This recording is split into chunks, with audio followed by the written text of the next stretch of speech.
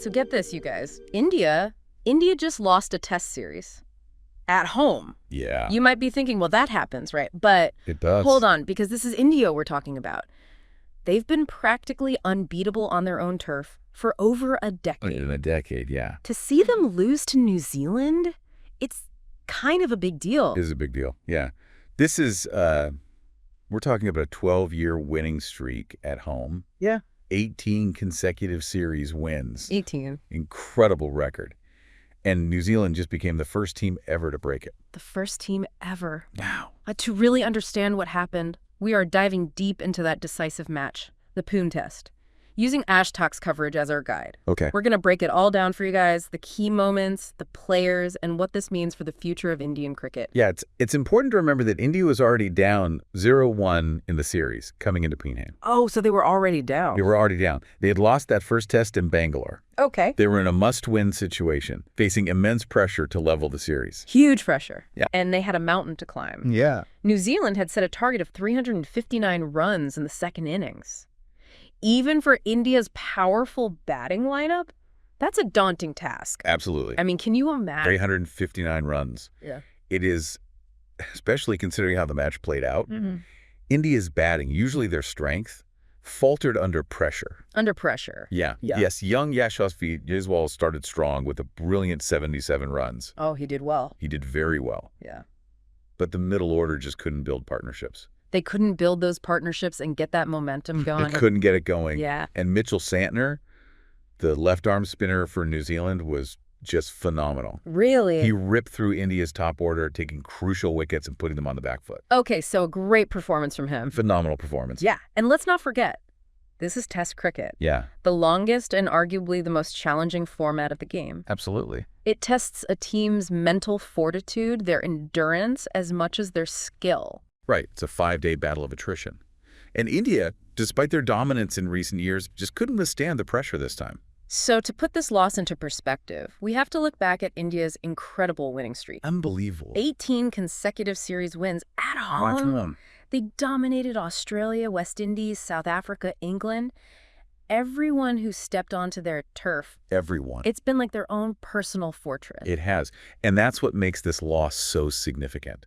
It's not just a blip on the radar, it's a potential turning point. Turning point. It raises questions about whether this Indian team, despite its immense talent, is showing signs of vulnerability. So let's get into the specifics of that Pune Test. New Zealand scored 259 in their first innings, while India could only manage 156. Big difference. Then New Zealand added another 255 runs in their second innings, setting up that massive 359-run target. You did. And India, despite Jaiswal's fighting 77, fell short, ending their second innings at 245. Yeah. That's a significant difference in runs. It is. Showing the gap in performance between the two teams. Now everyone's talking about what this loss means for Indian cricket. Is it a sign of decline? Is it just a bad series? Or is there something deeper going on? I think that's the big question, isn't it?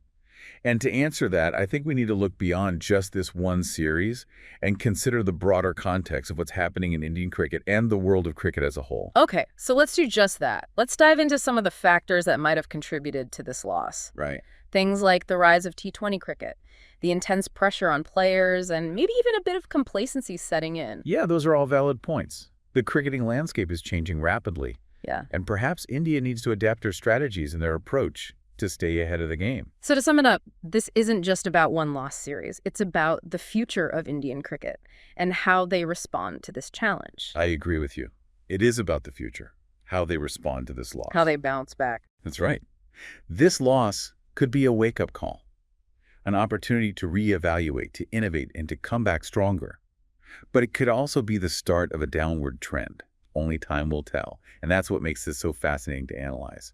All right, we've set the stage, we've laid out the key moments of the Pune Test, and we've started to unpack some of the bigger questions. We have. Now let's delve deeper into those questions. Let's explore the potential reasons behind this historic loss and what it might mean for the future of Indian cricket. I'm ready when you are. Let's do it after a quick word from our sponsors. Stay tuned. We're back. And, as we were discussing this loss, I started thinking about the elephant in the room, T20 cricket. Yeah. It's explosive, it's fast-paced, it's glamorous, and it's absolutely dominating the cricketing world right now. Could that be a factor here? It's certainly a valid point. You can't ignore the impact of T20 leagues like the IPL. They've changed the game, bringing in a new generation of fans and offering players incredible financial rewards. Exactly, and for Indian players especially, the IPL is huge. They're superstars, playing almost year-round. Could this constant exposure, the high-pressure, fast-paced world of T20, be taking a toll on their test match performance? It's possible. Test cricket demands a different kind of focus, a different mindset. It's a marathon, not a sprint. And perhaps that shift in mindset is becoming harder for players who are so used to the T20 format. So it's not just about physical fatigue, it's also about mental fatigue, Yeah. and perhaps a shift in priorities. Precisely. And this raises important questions about player management and team selection. Yeah. How do you balance the demands of different formats? How do you ensure that players are fresh and mentally prepared for the challenges of Test cricket? And it's not just India facing this challenge. No. All the major cricketing nations are grappling with this new reality, this balancing act between the traditional and the modern. Absolutely. That's Yeah. right. It's a global phenomenon, and it's forcing everyone to rethink their approach to the game. So let's bring it back to India. They've been so dominant in Test cricket for so long.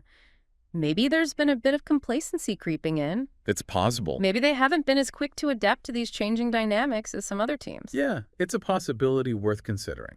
Success can sometimes breed complacency. And perhaps this loss is a wake-up call, a reminder that no team can afford to rest on their laurels. But let's be fair, even with this loss, India is still a force to be reckoned with. They have an incredibly talented pool of players, a strong cricketing infrastructure, and a passionate fan base. They do, absolutely. And let's not forget their history of resilience. Indian cricket has faced setbacks before, and they've always come back stronger. Think about those legendary Indian teams of the past. They were known for their fighting spirit, their ability to overcome adversity. Exactly. So while this loss is a significant event, it's not necessarily the end of an era. It could be the start of a new chapter, one where India adapts, evolves, and reclaims its place at the top. That's an interesting way to look at it. So what would that adaptation look like? What kind of changes might we see in Indian cricket moving forward? Well, for starters, there needs to be a more strategic approach to player management. Players can't be expected to perform at their peak in all formats all year round. There needs to be a system in place to manage workloads, provide adequate rest, and ensure that players are mentally and physically prepared for the specific challenges of Test cricket. And what about team selection? Do you think we might see some changes in the way the Indian team is selected? Maybe giving more opportunities to younger players who are perhaps more suited to the longer format of the game? It's certainly a possibility.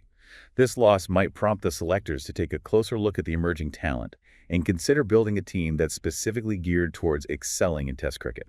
And this might be a good time to look at the style of play as well. T20 cricket is all about aggression, about scoring quickly.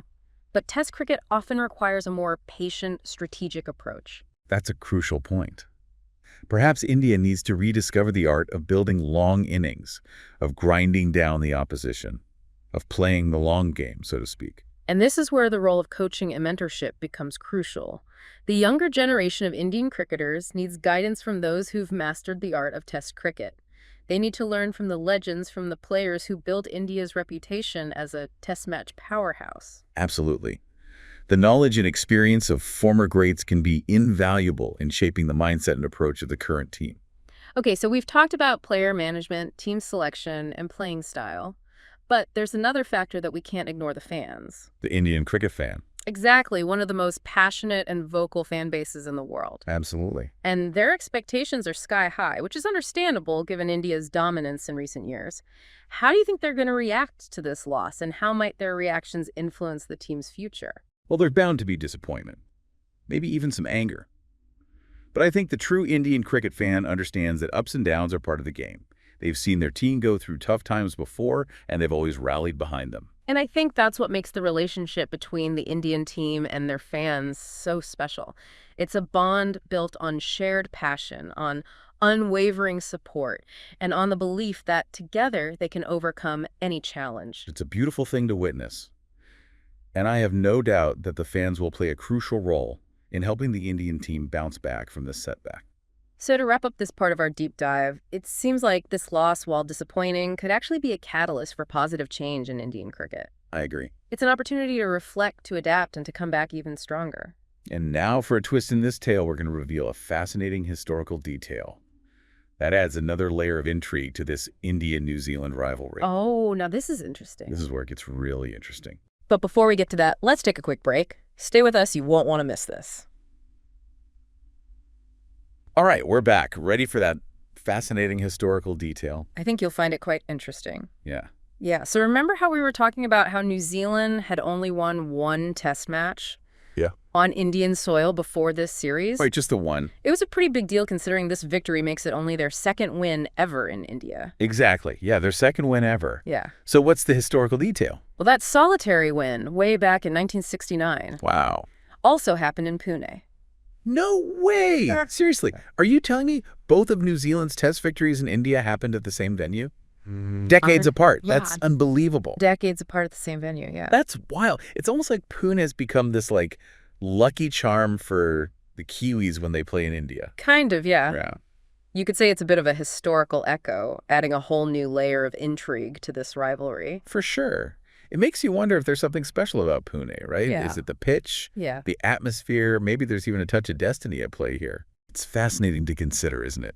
It suggests that perhaps there are deeper, less tangible factors that influence the outcome of these matches. Right. Beyond just the skills and strategies of the teams involved. Yeah. I love this. I love these deep dives. We start with a seemingly straightforward event, India's loss, Yeah. and we end up uncovering these incredible historical connections We never know. and mind-boggling coincidences. It just goes to show that even in a sport as statistically driven as cricket, there's always an element of mystery, an X factor that defies easy explanation. Absolutely. So as we wrap up our deep dive, what's the one big question you think our listeners should walk away pondering? I think the most intriguing question is this. Is this loss a turning point in the India-New Zealand rivalry? Will New Zealand capitalize on this momentum Right. and challenge India's dominance in future encounters? Mm-hmm. Or will India reassert their dominance and prove that this was just a temporary setback? Only time will tell. We'll have to see. And on that note, we encourage you to keep exploring this rivalry. Delve deeper into the stats, the historical records, the individual performances. There are so many stories waiting to be uncovered. So much to discover.